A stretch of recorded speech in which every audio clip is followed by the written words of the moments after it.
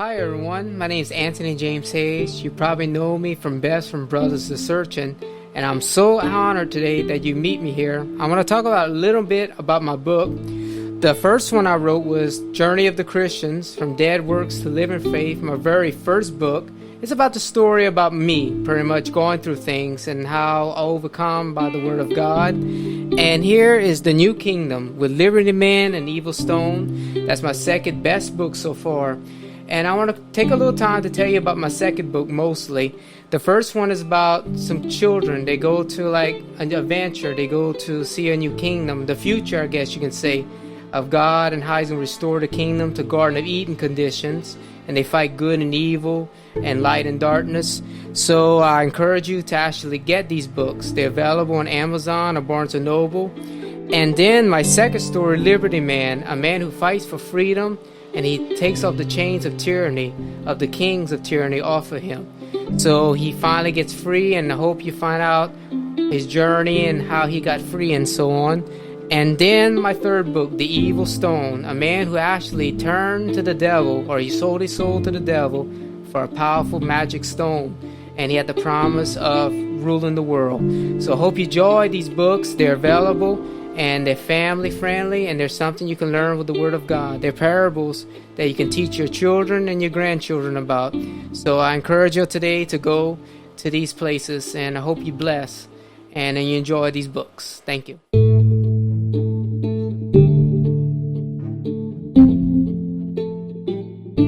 You're about to embark on a journey through the written Word of God on subjects that deal with today. This is Brothers Just Searching.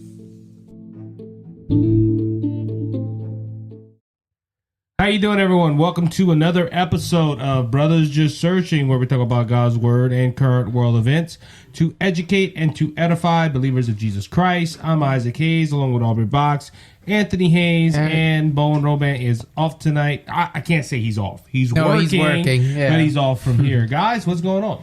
Nothing much. You know, he's working, but he's always off, up here, yeah. Oh, we can't talk about that too much, Yeah, he can't defend himself, so we can't talk too much about that. Even though Bowen's not here, all the listeners are, so we can go forward with it. But you see, he's with us in spirit and in truth. Oh, yeah.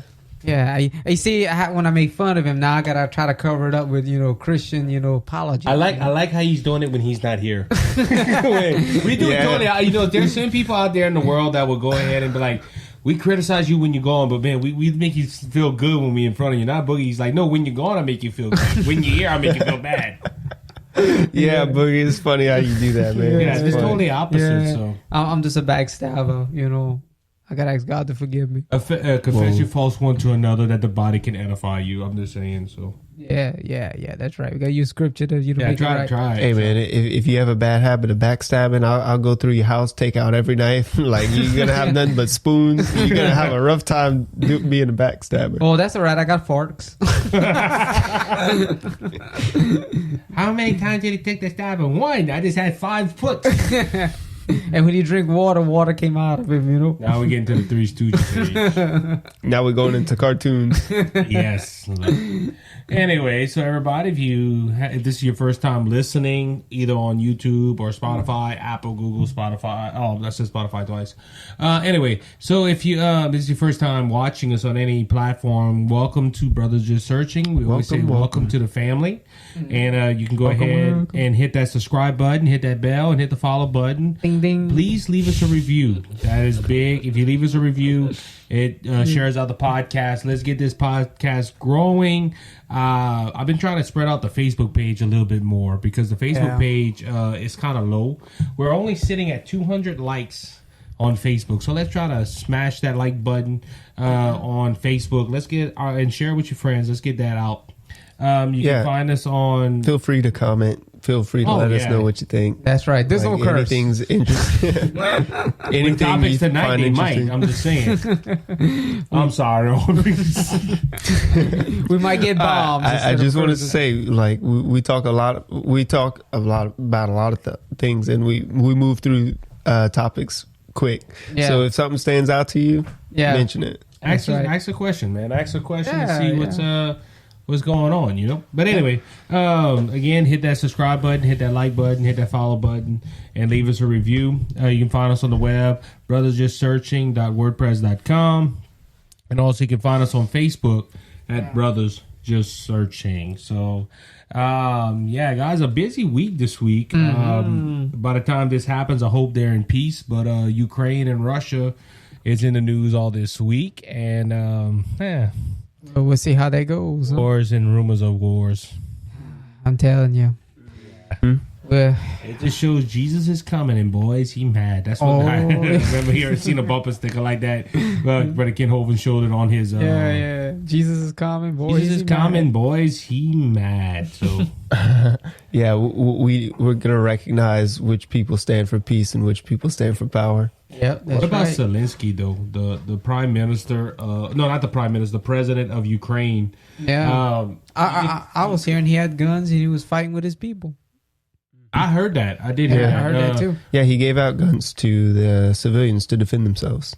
Yeah, I hope. Like, you think that would happen over here? Yeah, I don't know. We got a leftist in the White House. I was just thinking about it. I hope he's not a liberal or leftist. He does sure believe in guns now. If he is, that's why we should keep our guns, folks. Well, and glad they can protect themselves. You know, Aubrey was saying that. You know, I wonder if that would happen here. We already got guns, and so we can protect ourselves. Knowing Biden, the way he's backwards in a lot of things, he would probably be like, no, let's lay down our arms and talk about peace. And sometimes you really got to show the strong arm of force. But pray for the Ukrainian people, man. Yes. Russia did that. They went in there with no just reason why. So like I said, and by the time this comes out, hopefully this is old news. Yeah, we hope. And they're not at war no more. Yeah, that'd be a miracle. Well, they did have talks today. I think Russia used that as a front. See, I'm giving y'all some stuff that's probably going to be on the next podcast for Cajun Conservative. But they had the talks. At the end of the talks, they started bombing the capital of Ukraine again. I'm like, whoa, what's a good peace talk? Yeah. Hey, guys, let's lay down our arms and let's not fight no more. But they are giving them presents, bombs. That is their present with some bulls. Unfair exchange. Yeah. Give us peace, we give you war. But Jesus did say that the peace that I give is not what the world gives. True that. So, anyway, so it is Boogie's topic tonight. As you know, we get a turn. That's exciting. And, yes, always exciting. Boogie came up with a topic, and I'm going to just let him introduce it because, Boogie, this is your thing. This is something that you've read a lot of books on. You have done a lot of research on. So let's go ahead and talk about your topic tonight. Yeah. Well, everyone, we're going to talk about a topic that I think is very important to the church and to the world in general. And I'll tell you the truth, I'll be honest with you, I was having second thoughts of actually doing this. 'Cause I was like, maybe there's some other topics, but I realized, sometimes you got to talk things that is not the best or pleasant, but you got to talk about them, and it need to be talked about. Yeah. We're going to talk about a group. There's a lot of groups in history that's been out there. There's the Illuminati, there's Masons, there's a couple of groups out there who want world domination. But there's one I think most people don't realize, and I think it's actually probably maybe worse than all of them probably combined. It's called the Jesuit Order or the Jesus Order.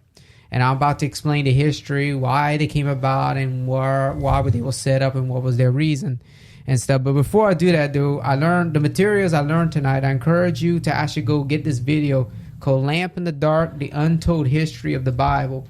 It's very interesting if y'all want to go ahead and get it. It's a long, lengthy video, but it talks about the history of the Reformation and the Bible. So it's really good, mostly if you're a student. If you're going to Bible college or you just want to learn about the Word of God and history, this video is the best. And they also talk about the Jesuit Order in here. So it's pretty interesting. And I encourage people to go get The Godfathers by Trick Track. It's about a Jesuit priest. He was actually killed. I heard a couple of years ago. I thought he died like regular natural causes, but they actually poisoned him. He was a Jesuit. He went into the tunnels. We're gonna probably talk about him. His name was Alberto, but we're gonna talk about him maybe later. We have other sources from other Jesuits, ex-Jesuits, call them. But anyway, I want to get to the history of this order, where it came about. It started really with the Reformation. What happened was matter of fact, is it on Spotify? I think when we did the one about the Reformation. I think, was that last year we did? I think but it was only on Spotify though. It's on Apple or Spotify, or it's on a radio part. We didn't it's have on the YouTube. audio side. Yeah, we didn't have YouTube at the time, so I encourage people to go listen to our Catholic one we did and the Reformation and stuff. But because I don't have time to get all through all the Reformation, that's a whole video, that's a whole study in itself. But anyway, what happened was the Reformation was taking place, and the Word of God was being spread out. Martin Luther and Huss and all these other reformers. Wasn't Wycliffe involved in that as well? Clifford, yes, he was involved. They were all pretty much. It was starting to spread all over Europe, mostly in Martin Luther's day. What really helped it out was the printing press. And when that came out, that was like the computer, the internet of its day. And it spread out like wildfire. And it was kind of like a little fire, and then it just took off. And the Catholic Church was expecting this group, this reform group, to really be effective like it was. It was kind of like, I'm not trying to make too much politics into it, but in the way we will with this anyway. It's kind of like what happened when Hillary was running against Donald Trump. Everybody was like, Donald Trump's going to lose and Hillary Clinton's going to win big. And then Trump threw him out the water. They weren't expecting that. He threw him out the water. So this is kind of like what happened right here. In a fair comparison, you could say of social media at the time when Hillary Clinton and Trump ran. Now, because of it, we have a lot of censorship and whatnot. But if you compare it to that, it's social media. Right. Hillary Clinton really didn't have a social media following. Right, exactly. And Trump did. Trump went ahead and he had a Twitter account, he had a Facebook account, he had an Instagram, and he used that as a campaign platform. And today's social media, look, half of our listenership come from Facebook, half of our listenership come from YouTube and social media. Yeah. So in that point, I could understand that. That's probably what the printing press was. That's what it was. It took forever to probably put a book together. When the printing press came, it took a matter of. It still took time. Don't get me wrong. But instead of taking it wasn't your modern day printer. Yeah, you get what I'm saying. And before, nobody could. Not much people could afford the books. That's right. Whenever they were handwritten. But now it came also affordable too. So that's what helped it. Yeah, you could. Yeah, like Aubrey said, books were a lot expensive. A lot of the older books that collectors get, you might be wondering why a book is like $1 million. It's maybe one of only 1,500 that they made, or 150. They call that additional copies or something, or unlimited copies. They call that. Yeah, it's very rare. But that's what happened, and then it just took off. I mean, the Reformation took in Poland, it took in England, it took in different forms with each country and place it went, and each leader or whatever, but it spread throughout Europe, and pretty much it actually wounded the Catholic Church or the Roman Church a lot. Before the Reformation, during the Dark Ages, they ruled over kings and queens. They pretty much they put the crown on their heads. They couldn't be king unless the Pope put the crown on their heads.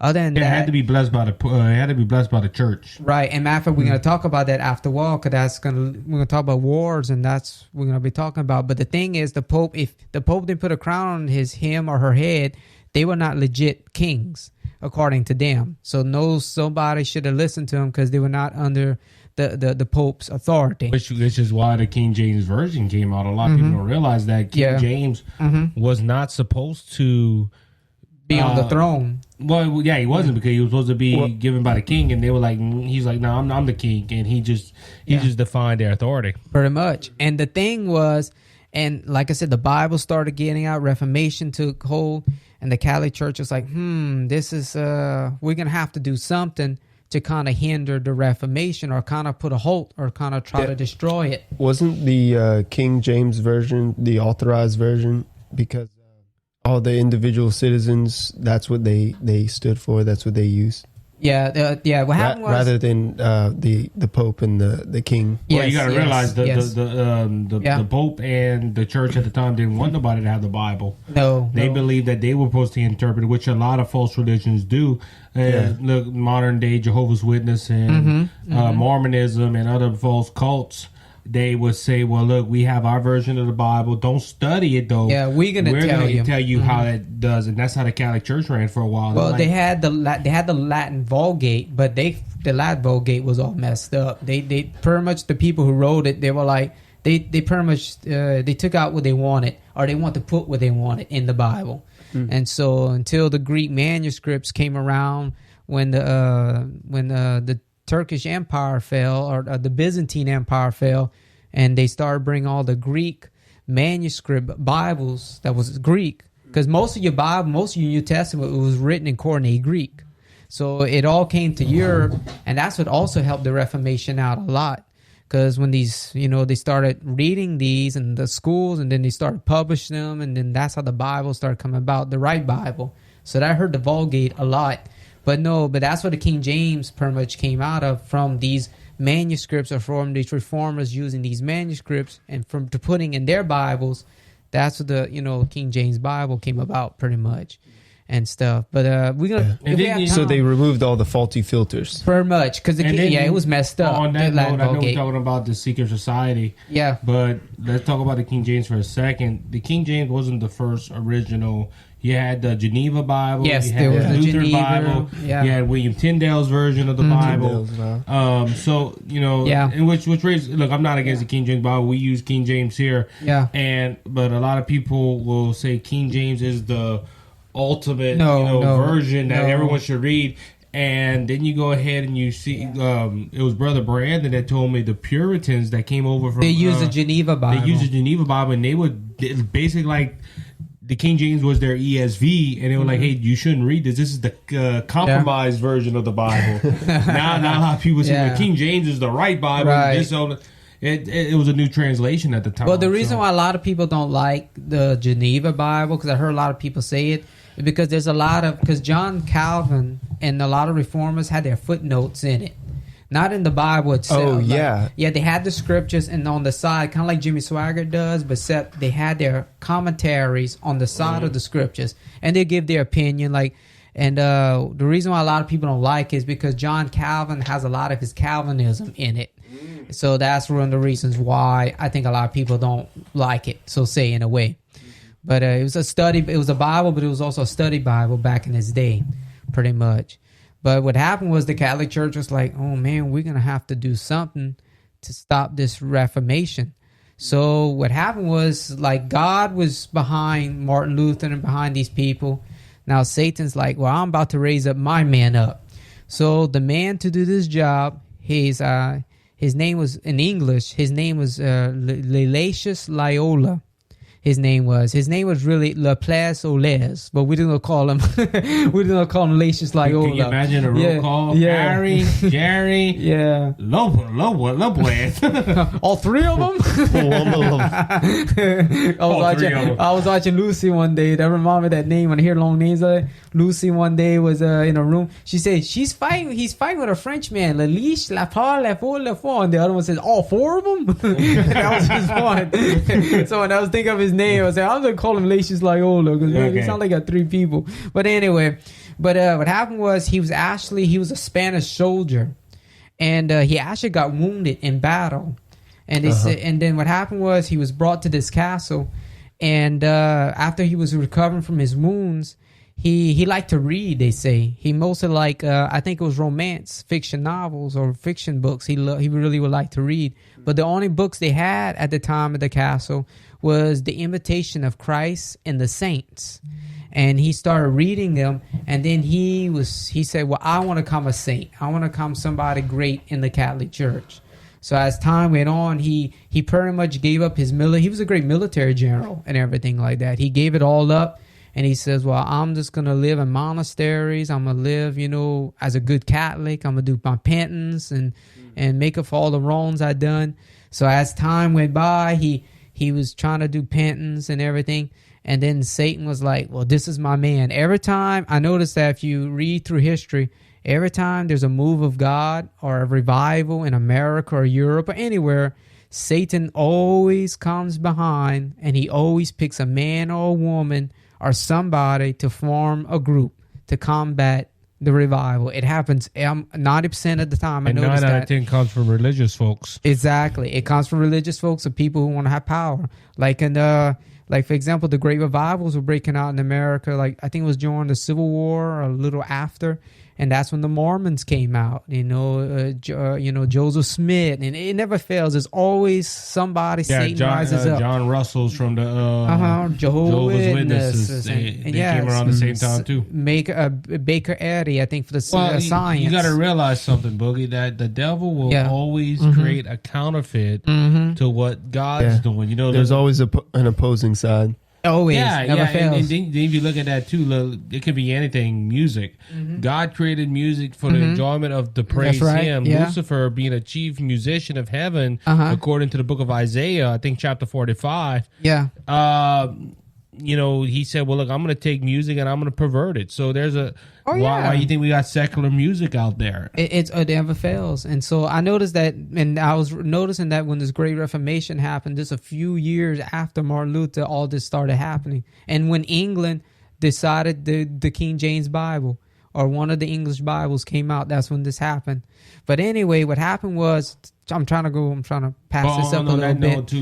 The works of Satan. Yeah. If you look at that, English is one of the most dominant languages in the world. Yeah, yeah. We see it sometime around here. If you go to a place, they might have Spanish or another language. But right. A lot of your countries, especially a lot of our allies, you see the language, their home language. Then you have maybe an English word at the bottom, because there's so many people that traveled. I think that's what the devil thought when this guy was rising up to start this secret society.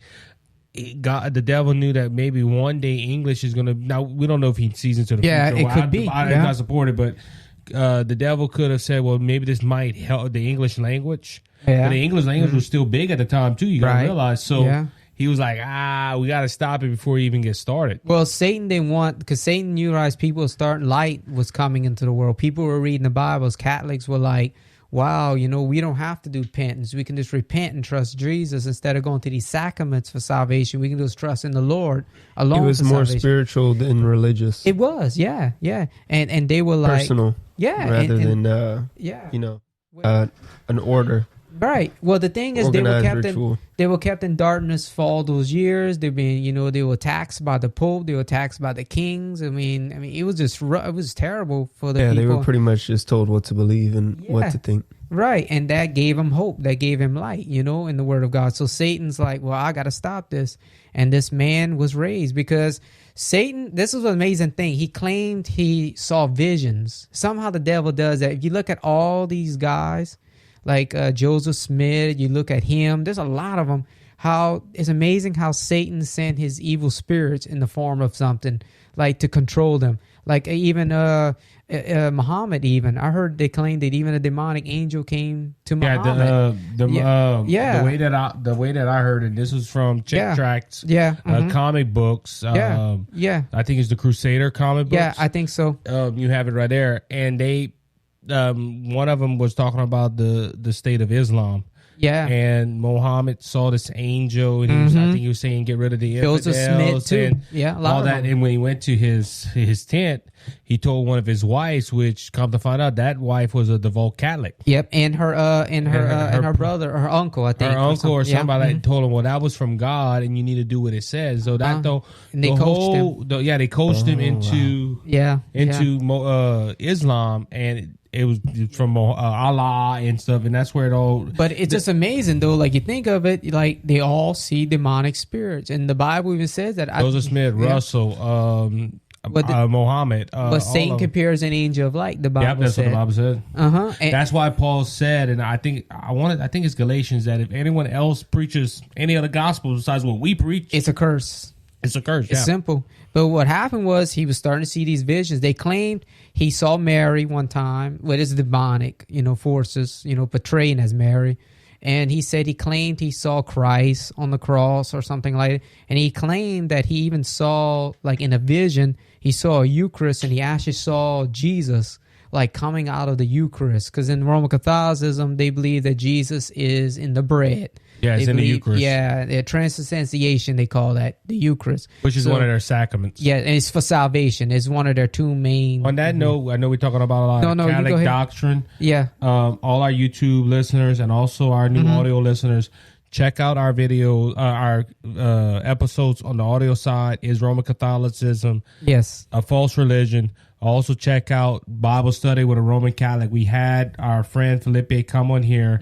That is a Roman Catholic, and we talked to him and studied the Bible with him. So, and even we had Mike too. Yeah, Mike. I can't remember the name of that one, but yeah, that was a pretty good one too. So go check those out. But it's in the list. You can just go look. It's down there. But the thing, one of our earlier ones. Let's just say. Yeah, I wish we had YouTube videos down there. That would have been good. But the thing is, though, and he claimed to have all these visions and stuff. He started writing them, and some believe he started to get into spiritual exorcism. They call that. He was getting into the spiritual, like emptying your mind, and he's not the first. There was other Catholics who were in like the Passion of the Christ. Most people don't know that the nun that wrote that, it was a book. And the nun that wrote that, she had spiritual experience, they call that. She was like floating up in the air and all that stuff. She was in all kind of weird occult stuff. And that's where she got the vision of the Passion. The inspiration for the Passion. Yeah, so that's a whole nother program in itself. But he was into that stuff, And he was into exorcism. He was seeing all these visions. Satan was guiding him real well to set him up. And then he actually set up a group, and it was actually called the Illuminati. People don't know that. You see, there's different groups of Illuminati. You see, that was the Catholic branch. He started the Catholic branch, but there was other groups of Illuminatis. I found that out watching a video on the History Channel. And I know you got to watch the History Channel sometime, but I think this was pretty accurate. They claimed there was a bunch of Illuminati groups all over. I'm glad you're saying that, because people hear Illuminati, they think Adam Weishaupt. No, Adam Weishaupt, but also Jones. Alex Jones. Alex Jones and all conspiracy theorists.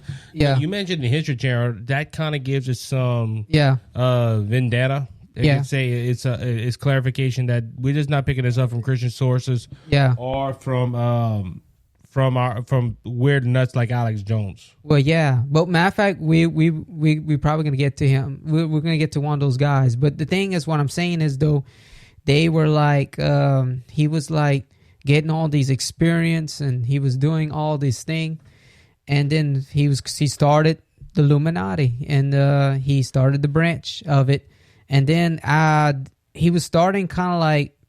He had a group following, and they were doing all kind of weird things, and the Inquisition got a hold of this. They're like, wow, this guy's a cult. And he was, but said, man, what the heck's going on here? So they ended up brought him in for questioning, but they never found nothing wrong with him. They found he was a saint. He was innocent pretty much. And then as time went on, he pretty much worked his way up. He wanted to see the Pope. And because of his military experience and because of his connections with royal families and stuff, they said, well, okay, well, you're going to go see the Pope. And he talked with the Pope, and he's like, well, I want to create this order where it's going to bring the church power. Because that's what and he said, we're going to fight the Reformation. And our goal is to destroy the Reformation, destroy what Martin Luther and these guys did. And we want to bring everybody into the Catholic system. We want to bring everybody home. And it's not just Protestants, too. That was one of the first target. But their target is really every man, woman, and child on the planet to be bow down to the Pope. They want to bring everyone to the Pope's power, submission. Because you see, the Pope, he has two powers. They have apostle power, and there's one called temporary or temporal power, they call that. The other one is like, apostle power or whatever they call it. He has the power of the Pope, Peter. Like, I'm the successor of Peter, so I'm the Pope of popes, pretty much. That's his spiritual side. And then he has the temporal power, where I have the power of the kings of the earth. See, this is what happened. And this is what the Jesuits are trying to do. They're trying to bring back, and they're still doing it today, and at that time, they're trying to bring everybody back to give the Pope his power back, his temporal power back. And because see, that's what caused most wars in the Middle Ages. And I believe that's what some ways caused the war with World War I and World War II. Because you see, they're trying to get back to set up his kingdom. They're trying to get him back his temporal power. Like, for example, they think the Pope's Christ. And they actually think that if you read the catechism, they actually say when you see a priest, you see Christ, pretty much. And so what they believe is that the Pope, he's Jesus Christ, and Jesus Christ is the King of Kings, pretty much. So their thing is, well, if he's the King of Kings, then he should rule the earth as a king. And so they believe that pretty much. So that's what started a lot of your wars in major Europe and stuff, to try to bring back the Pope's temporal power, pretty much. So what was that guy's name who went to the Pope to set up all these societies? Laetius Loyola, his name is. Laetius Loyola. Yeah, that's the English version. His Spanish name was wholly something else, but yeah.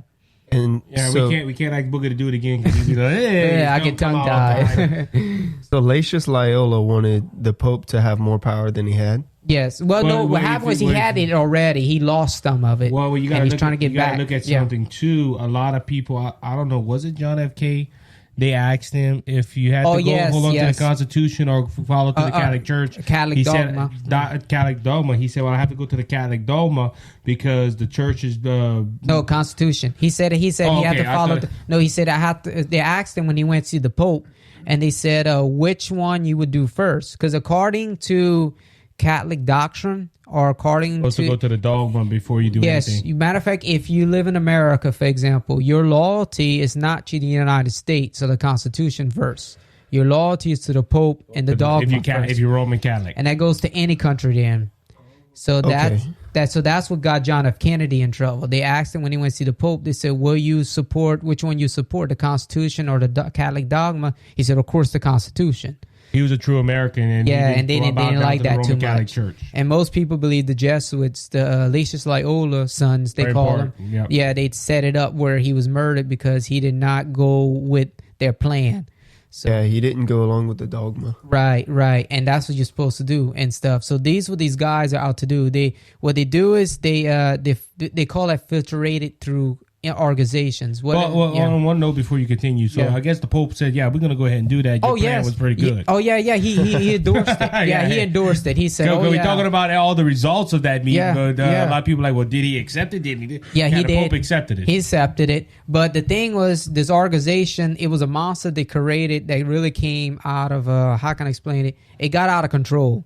It's kind of like the Frankenstein type deal when they created Frankenstein. Yeah, pretty much your own creation comes against you. Mr. Hyde kind well, of thing. The thing was the Jesuits, they grew in power, and they grew and they got stronger and stronger.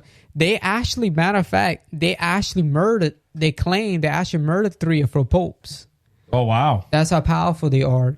So they wanted different people to be in power? They wanted to control who had that position? So the thing was, no, it was not that. Whenever the Pope got in position, they didn't like what he was doing? Well, that was, when the Pope came against them. When the Pope, you see, they support the Pope. They're like, oh yeah, we're trying to bring the people to the Pope. We're trying to bring the whole submission of the world to the Pope. But the problem is, if the Pope ever crosses them, then he's in trouble. Yeah, and history proves like 3 or 4 times there were popes that was actually they killed them pretty much. Matter of fact, this is pretty interesting. Let's raise a question. Yeah. Excuse me. With our audience, is that been proven, or is that kind of like... No, it's been proven. It's been proven? It's been proven. One of the popes, he actually... that's what they say now. That's an archive. That's what I'm saying. Is it theories or is it factual? It's to believe it's true. I'm not saying I don't believe it, because I believe it too, but you're going to have people that listen, well, is that true? Is that not true? So but watch. Bring that out. Well, yeah. But watch. I'm going to tell you something that's pretty interesting too. You see, Napoleon, when he came into power, a lot of people don't realize... the dictator of France, Napoleon Bonaparte, they actually believe that before he came to power, the Jesuits were actually exiled by one of the popes. He actually exiled them. He said, they got so bad where they actually thrown out a bunch of Catholic countries even. The only place they're in right now really having authority at is in the United States. Because I've been heard through Gymnasius and other people who studied as well. They've been thrown out of countries because of political plots and everything. And so they start wars and they kill kings, and they're behind a lot of wars and things that go on.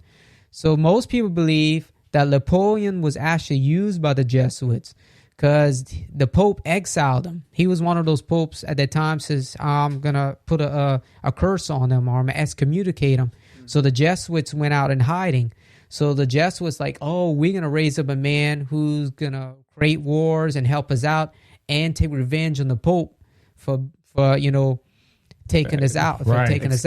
Yeah, because we want to get back in power in the Vatican. So most people believe when Napoleon finally took over the Rome, he had the Pope actually arrested. The Pope was arrested in his own church. He was like in the Vatican. Yeah. And so some people believe that forced them back the way they did it, that forced back them into power.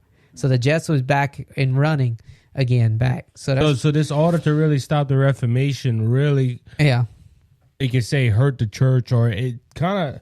I always heard that the Jesuits were kind of like the army for the Vatican. They are. They like the CIA. They call them the actual CIA of the Vatican, pretty much. They're more of a military order than a religious order. Which on that point, the Vatican in that little section of Italy, they call themselves Italy, but they're not Italy. That is the Vatican has its own ambassador. It's its own currency. It's kind of like a little nation. It's kind of like if you go into France or Germany or Spain. It's a country.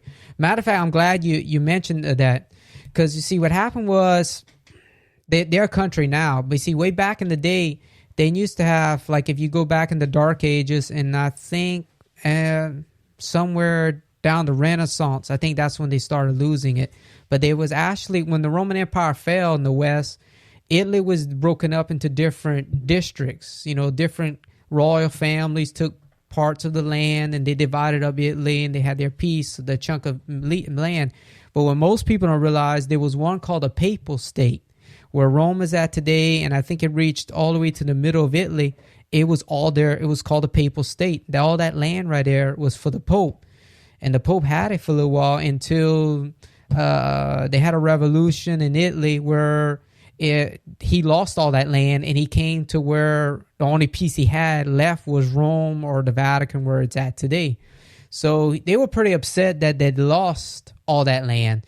So what happened was, when Mussolini came into power, and this is all documented and everything, when Mussolini came into power, he needed the Catholic support because it was a Catholic country. He was a politician, and he needed. This is during World War II or a little before World War II? Yeah, it was before World War II. After World War I, a few years after World War I ended, he was starting to come into power, and he needed Catholic support. So he went to the Pope, and he pretty much asked him for support. And the Pope said, well, when election time comes, I will tell Catholics to go vote for you. And of course, he won overwhelmingly. A landslide, right? Yeah, he won a landslide. So to pay the Vatican back, he said, wow, the Vatican's been complaining that they lost their land. Providence. So instead of giving them all that land, I'm just going to make them a country where they're at. So he signed an accordance with the Vatican, and he gave them their own country. Wow. Oh, wow. Yeah. So, and another thing too, to pay him back, he gave him his own country. And what else he did? Oh, he gave temporal power back to the Pope. And then like I said, the Vatican has their own direct line to the White House. They have their own. They have their own ambassadors.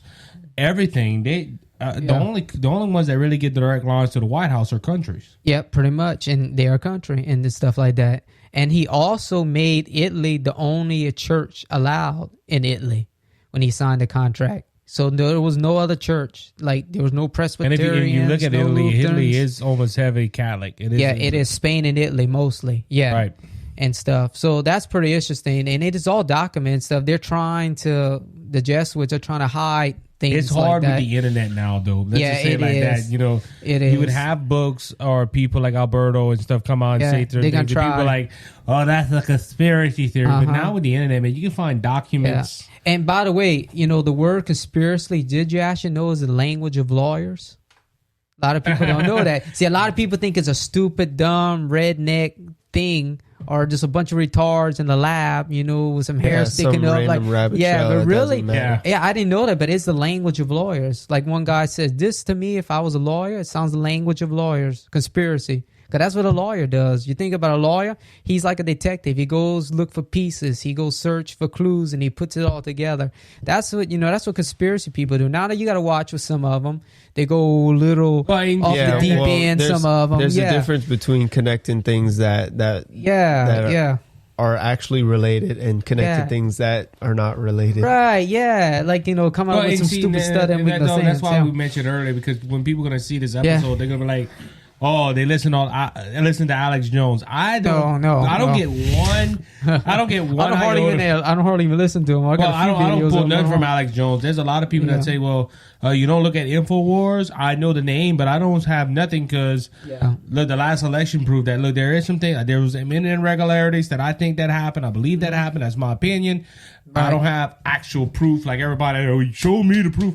I can hear what this one says. This one, but when Alex Jones comes out and says something, and I'm like, that's in, especially which on conspiracy sides, like somebody might say, use for one of the examples of conspiracy theories that they said was that Donald Trump was going to get back in the White House in August of this year or whatever. And I when somebody told me that, I looked at him and said, you don't know the Constitution?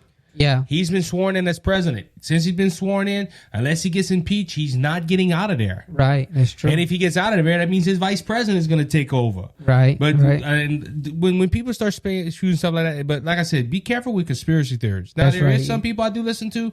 I take it with a great grain of salt, and I look into it. It goes with anything and anybody. Yeah, look, don't get me wrong. I'm not saying nothing bad about Alex Jones. He's smart. He made money to what he's doing. Yeah. Some things he said they make sense, and then some things you're like, this is how I look at it. Some people are like, well, Alex Jones said this right, that right. Yeah, a broken clock is right twice a day. Right. It's not, you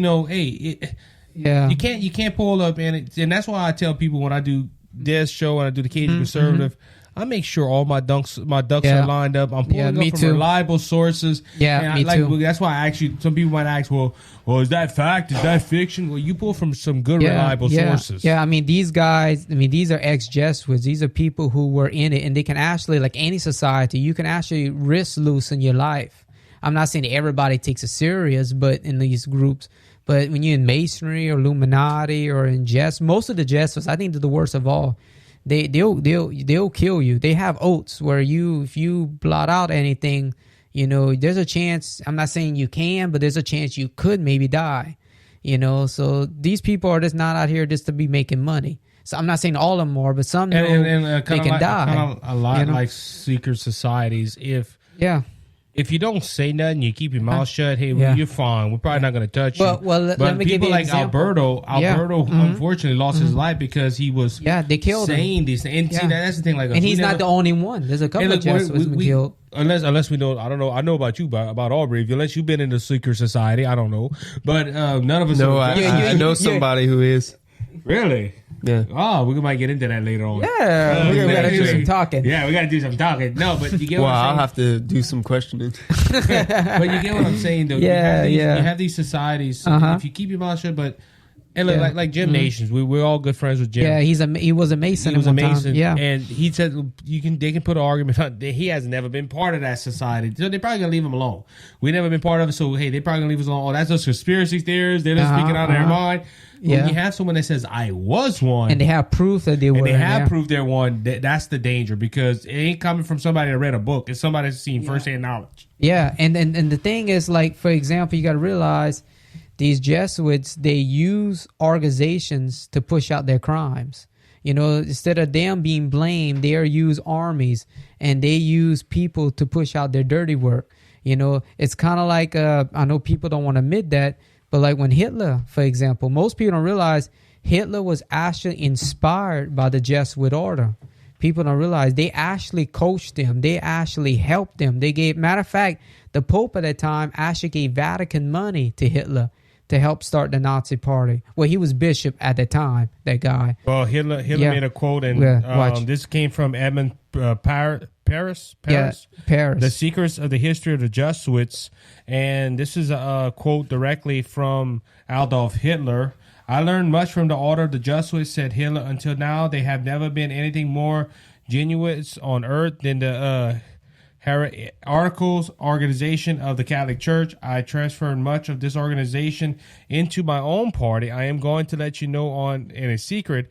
I am funding a order in my burghs of the order. We will rise up a youth which will make the world tremble. Hitler didn't stop saying that he couldn't say anymore. And that's directly from Hitler, and that's from the book The Secret History of the Jesuits by Edmund Paris. I encourage everybody to get that one. He was a Jesuit, matter of fact. He was a French Jesuit. Matter of fact, if you read the front of the book, Alberto says when he was a Jesuit, that was one of the books that they were ordered to fight in their order. This one right here? Yeah. Yeah, if you read the front of his thing, he has a quote. But didn't that book, 50 Years in the Church of Rome, talk about them too? Yeah, that was written by a Catholic in Canada. His name was Father Chickawee, they called him. And what happened was him and Abraham Lincoln was friends. As a matter of fact, Abraham Lincoln was his lawyer. He had something going on in court with some other priests, and he was there to defend him. And Abraham Lincoln won his case. And some people think that's one of the things that got him and Abraham Lincoln in trouble, the Jesuits. They were having some deals. What happened was... John Well Booth one too? They believe he was one, or he was directed by them, or he was coached by them. Because you got to learn about the Jesuits. They're Jesuits doing the dirty work, or they have Jesuits behind them plotting out everything. And that's what they mostly do with these organizations and people. They use them to push their agenda, or they go undercover like agents and they direct everything. They kind of like a CIA type thing. But this is what people don't realize about the Civil War. It was just not about slavery. A lot of people get this idea where it was just about slavery. No, there was actually a lot of things going in the Civil War that you're not going to hear about. One of the reasons why, two reasons why the Civil War started.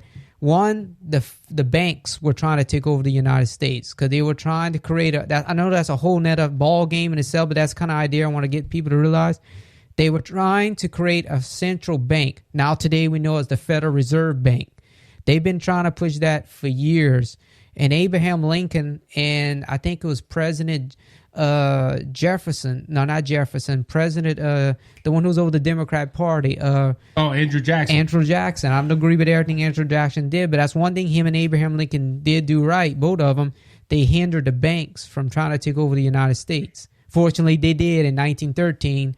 With they did form their bank, but Abraham Lincoln was one of them who was stopping their bank system, a central bank.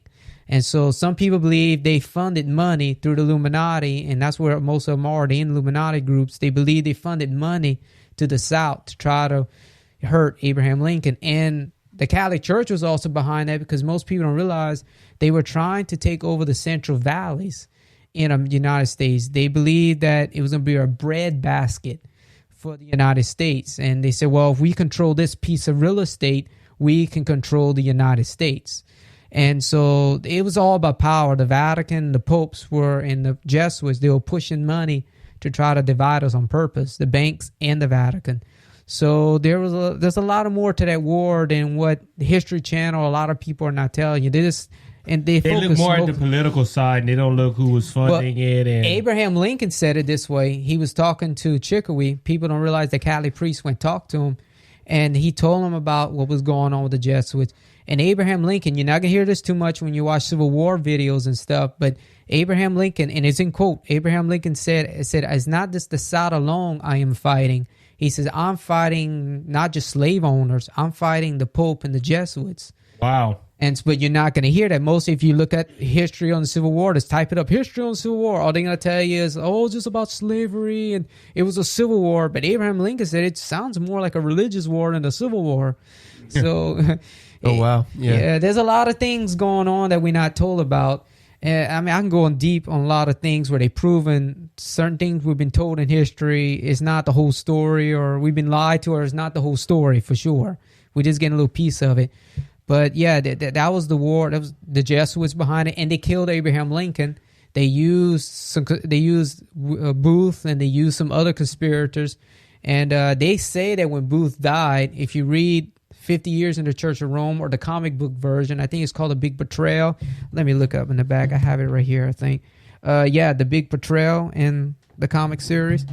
They when they found Booth, they found, I think, a rosary on him when he died. You're not going to hear that too much in your history books, but if he did die, like they claim he did, he had a rosary on him. So he was probably Roman Catholic, carrying out the Jesuits' order. And you say, why Catholics would do this? Why Catholics will obey this Jesuit order? Or why they would do these things? Well, you're going to understand there's a threat on them. And people are like, what kind of threat? What you talking about? Well, take example, religious people do that a lot. If you don't obey us, you will go to hell. Or if you don't do what we say, we have the key of life and death. And, this, yes, we'll kill Muslims, Catholics, communists. It's all religion. They'll kill, if they feel threatened. And that's what I was about to say. Even with all this, and going back to our series of Roman Catholicism is a false religion, that we talked about Jehovah's Witnesses. They all use fear tactics. All fear tactics, and that's how I tell people. That's how you can tell what's a cult, what's an occult, or what's a false religion. Listen, you only listen to us. Don't listen to nobody else. And if you don't do what we tell you, well, you're going to hell. There's no mercy outside of our religion, which is kind of funny. A lot of Roman Catholics would say, well, all roads lead to heaven. But in reality, they're like, well, there's only one way, is the Catholic Church. Well, they tell you that, and that's another whole story in itself. But they use the Jesuits and the Catholic Church and the Pope is a deceiving method, like the ecumenicalism. That's all a big front. That is just to get into the churches, because we have records. We even know a person that walked into a church. Well, I don't think I think Brother Jim, well, I don't know Brother Jim ever said it, but Brother Jim said he met one that was trying to infiltrate Jimmy Swaggart's Ministries. Yes, yeah. He told me that too. Look, Alberto even said that there's people that go into Christian colleges and they act Christian, they look Christian, but in reality, they're part of the secret order, the Jesuit Order, to go ahead and infiltrate the churches to make them start believing. Prime example, I believe in the rapture of the church. A lot of people say, well, people taught that the rapture of the church was going to happen at the end, the new Christians in reality. And I heard this, came from Brother Jim. Brother Jim told me one time, he said, Isaac, that people didn't believe in a post-tribulation rapture until all of a sudden these Jesuits start going into Bible college, start asking questions. Pre-trib was the main thought, but this is supposed to be. What is that? What that calls division? They're doing that on purpose. Yeah. Look how many Christians are divided on this topic. Oh, it's post-trib. No, it's pre-trib. No, it's mid-trib. There's so much division. Well, Alberto said that the ex-Jesuit said this before he got saved. He said before he got born again, he said when he was in the Jesuit system, he said they taught him two things they had to do. One, they had to go and destroy Bible prophecy. He said that was one of their main focus is to go in there to make people believe that all the prophecies were fulfilled after the time of Jerusalem's destruction, or all. It was Nero when God was talking about the horror in Revelation. He was talking about Nero. They tried to do everything to hinder Bible prophecy, and he said another thing they had to do. They had to make churches filtrate to the churches, or go in there to try to say that Roman Catholicism was a Christian church, so that which has happened. Todd White has done it. I believe Kenneth Copeland. They all doing it. We have to go back to Pat Robertson. Yeah, said we have to embrace the Roman Catholic Church as brothers and sisters. Well, the Jesuits paid them. The Catholic Church and Catholic. There's other organizations in the Catholic Church, like there's the Knights of Malta, and there's a couple of them. But what they do is, the Jesuits in these groups and the Pope and stuff, they give them bribe money. That's what they do. They give them money. And they tell these preachers, look, if you support, we give you Catholic support. And that's been proven already, because even Billy Graham said that. And I believe he had a lot of Catholic support. He said himself, he says, man, we had so much Catholic support over the years. We had more Catholic support than any evangelical people ever. So I'm not saying Billy Graham's a setup. He might be. But I'm just saying is what they do is they send their people out there in bus loads, or they bribe or set up these ministers because they need them to destroy the Reformation. And that was about to say, because a lot of people might say, well, this maybe started in the time of the Dark Ages, or it's still going on today. It's still going on today, because their mission really, Boogie, is not to really start. They do it to try to get people back to. but it's to stop the church. Yeah. These secret orders, a lot of these secret orders, and then they're planted by the devil. Yes, they are. To stop the true biblical church. But that proves, remember in the book of Acts, when they was having the council, I think it's in Acts chapter 3, when they had Peter and John after healing the lame man. They put it out. They were like, look, if this isn't of God, it's going to fade away in a couple of years. Yeah. But if this is truly from God, there ain't nothing you're going to do to stop it. Yeah. And that's what proves. And he said to leave him alone. Yeah. That's what leave him alone. That's what proves that the gospel still stands. Yeah, it don't matter what secret society goes against us. If that's the Roman Catholic Church's Jesuit Order, or you have the Jehovah's Witnesses, you have the Mormonism, or you have the State of Islam. It don't matter what comes against the church. The gospel's still going to stand. The remnant's going to stay still, and it don't matter what How long these people have been trying to stop the Reformation? A long time. Since the 1600s? They didn't destroy it completely, but they came close. They're coming close, or they came close. Like I was reading Alberto one time, he was saying how he was acting like a Protestant. See, people don't realize in their oath, they're told that, hey, I can be an example to all men. Other words, if they're trying to destroy the Jewish people, they're trying to bring all the Jews to Roman Catholicism. I'm just using that for example. A Jesuit will go in, he will dress like a Jew, he act like a Jew. He infiltrated. Yeah, and the same thing they told that in their vows or in their orders when they give the orders and they give the oaths. And they say, well, I have to be a Protestant. I'll be a Protestant. To be what they say, a liberal, I'll be one. Pretty much anything in society, they'll actually become like it, so they can bring people to the Catholic Church. And on this last note, because we were about to have to wrap it up for time. Yeah, they're in everything. I believe I don't know about the new Supreme Court justice that is coming up. Yeah, a lot of them are Roman Catholic. I think almost all of them. Amy Coney Barrett is Roman Catholic. Well, a lot of them went to Jesuit college. A lot of these politicians. I don't know if that's true, but I think you said that some things Donald Trump went to a Jesuit college. Brother Daniel told me that he looked him up and he said he went to a Jesuit college. A lot of them did on Republican and Democrat side. Yeah, so it's just that because it's Republican.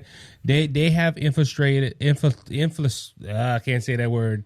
Aubrey, help me out. Infiltrated. Infiltrated. There you go. That's why we got. Yeah. He's a genius. I'm the dictionary. But they're mixed in throughout all our politics. Oh yes. Joe Biden's a Roman Catholic. Look how much how America's falling apart. I'm just saying. I'm not quite sure either. And I'm not saying that because he's Roman Catholic, but it's just the idea. But he's getting his orders from his orders from somebody. So hey, I wanted to share a scripture from 1 John. Yeah, okay, it's relevant. Chapter 4, verse 1 said, "Beloved, do not believe every spirit, but test the spirits to see whether they are from God. Yep. For many false prophets have gone out into the world." Yep. And they've infiltrated even the structures that we think we believe in and we trust in. Yeah, that's something, huh? And it just to show you, like, for example, one of Hitler's men, Heinrich Himmler, the one who was over the SS, he said, I'm inspired by the Jesuit Order. Most people believe he was a Jesuit too. And it wouldn't surprise me. And they said that in the SS organization, like the guys who's over the supreme part of it, they said a lot of them were Catholic priests dressed in Nazi uniforms. Wow. So it just to show you, and it's amazing how you study all that stuff, how Satan works out his people. We didn't get into everything. We didn't get into communism, how that was started by the Jesuits, and what was the purpose between that. No, but I want to end this out on this. Because we do have a few people that are Roman Catholic that listen to this show, and look, we're not cutting down you as the individual that's a Roman Catholic. It's a spirit behind it. We're the Vatican and the orders that are behind the Vatican. That's what we're coming against. We're coming against their organization. The organization is wrong. Now, if you're a Roman Catholic listening and you shed some light, do your own study. Go look at your stuff and see and pray and say, Lord, if this isn't true, show me. I promise you, if you're searching, the Lord's going to open doors to where you can be led to Christ, the right Christ, not a false Christ, but right Christ. Right. Because I hear a lot of people say that when you talk about Roman Catholics and you talk about Jehovah's Witnesses, the people are deceived. I'm sorry. Yes. If you're in the organization, they have deceived you. But if we expose the organization and the falsehoods that they preach, we can lead you to the right path. That's why this podcast is exposing lies and introducing you to the truth. That's what it is. Right. And like, for example, most Catholics won't know that. Did you know they actually have two popes that actually run the Vatican? People don't know that. You have the white pope, they call him, and you have the black pope. He's the one who's the One with the wars. Yeah. He's the black pope's the one who's the Jesuit. He actually runs the Vatican behind the scenes. And Which that probably could have been done through Yeah. that time when Napoleon took over. Took over Rome. That's right. You had something before? Yeah, go ahead. Yeah, I just wanted to say I heard one person talk about the difference between Catholic and Protestant religions. One thing that they said was the Catholic Church had a more mystical view of God, and the Protestant Church had a more relational view of God. So in the Catholic Church, it's more of a mystery rather than the truth. And in the Protestant faith, it's more of a relation with the truth. Well, and that's the thing too. Was it Paul? I think it was Paul that said it, that we're not going to know everything in God's word. That's right. Some things are a mystery. Some things are a mystery, Paul said. So we're not going to understand. We're humans. If we can know everything and everything, we will be God. Right. And the job is taken, and I don't want it. But that's the thing. And look, I know there was one worthy, and they canceled him. Yeah, you're right. Yeah, and they killed him. You're right on that. But you see, like us, for example, like if you look at the Catholic Church, a lot of it, there's hardly no symbolism. Other the words, like they believe the bread's really Jesus, or they don't, like us as Protestants. We're like, okay, the bread is. We just do a it in symbol. remembrance. Yeah, what Jesus says for us to do. And we do like the Jews. See, the Jews and the Protestants, it's like, hey, it's a symbol. I mean, it's even the Jewish people know that. Hey, it's a symbol. The Passover was a symbol of Christ. What's common? So the Catholic Church takes everything literally. Like, for example, Jesus said, "I'm the door," or "I'm the I'm this and that." You don't think he really was a door. He was just using that as a symbolism. Yeah, so that's no different. So we use a lot of things as symbolism, and we use justification as a salvation. We don't believe that it's as in the Lord's Supper or his baptism that saves you. It's not. It's not salvation by works. Right. It's salvation through Christ alone. Yeah. I was taking a picture the other day. So, I just want to clarify go ahead. There's a difference between basing your faith on your works and basing it on grace. But if you base your faith on grace, it doesn't mean that you're irresponsible for your own actions. You still have to work out your salvation. That's right. We need to do a podcast, because every time we talk about this topic, we get into that. Because a lot of people say Paul and James was contradicting each other. James was saying that you're saved by your works, and Paul's saying no, it's not the works, it's by faith. No, Paul was basically saying, like, you're saved by faith. Right. James was saying you are saved by faith, but at the same time, because you're saved by faith, you're going to be changed. That's right. As Corinthians says, you are a new creature. Old things have passed away, because all things become new. Because you're made new, your attitude and your works are going to change. Right. So, and that's why a lot of people, they use James as for works-based salvation, they were really in line with each other, Paul and James. Yeah. So we're gonna have to do a topic. Yeah, that'd be cool. That's a good one we got to come up with. That is a good one. I hope that answers your question, by the way. Yeah, go ahead. Hope that answers your question. Oh, yeah, I think so. I'm sorry. But anyway, so we're going to go ahead and wrap it up tonight. Okay. Good topic, Boogie. That was a good conversation. Something a little different. Yeah, I learned a lot. Yeah. He's very knowledgeable on this subject. And there's so much, there's a lot more we could have did, but we don't have time. But anyway, so everybody, thank you for listening to Brothers Just Searching, this week's edition. We're happy that you are here with us every week. If you're a first-time listener, like and subscribe. You can also find us on Apple, Google, Spotify, and on YouTube. Please share with a friend if you're a long-time listener. Also, go check out our merchandise store, bgsmediastore.com. bgsmediastore.com. You got to go into the address bar. It will not show up on Google search. I don't know if that's because Google don't like us or we don't know what's up with that. But anyway, you can also find us on YouTube, Facebook, Brother Just Searching. And you can find us on the web, brotherjustsearching.wordpress.com. Once again, thank y'all guys for being here. I appreciate every single one of y'all. Everybody that's in the Brother Just Searching family, thank y'all for joining us every week and being part of this journey with us. So until next week, be blessed, be encouraged. Jesus Christ is still on the throne. He's coming back. So if you don't know him, remember, you can reach out to us and we'll tell you we'll introduce you to Jesus and tell you how to make heaven your eternal home. Until next week, be blessed.